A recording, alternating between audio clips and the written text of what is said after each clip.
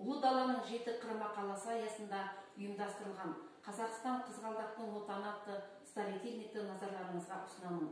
Кең байтақ қазақ даласының қойнауы табиғи байлықтарға, алуан түрлі өсімдік түрлеріне аса бай. Соның бірі көктем шыға, көздің жауын алып, қырларда құлпырып жайнайтын қызғалдақ гүлі. Тамаша қызғалдақ гүлінің біздің жерімізде 34 түрі кездеседі. Оның 12-сі эндемикалық, яғни тек қазақ жерінде ғана өсетін түрі болып саналады.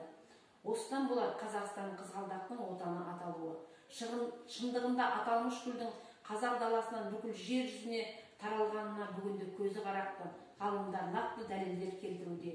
Осылай әлем мойындап отырған ғажап өсімдігімізді өзгелерге насихаттап, Қазақстанның бренді ретінде мақтаныш етуге біздің толық хақымыз бар.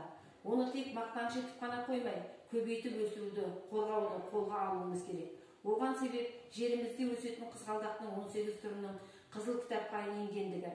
Қызғалдақты қорғау, насихаттау жұмыстары тек сөз жүзінде емес, нақты іс, түрлі шаралар арқылы жүзеге асса игі.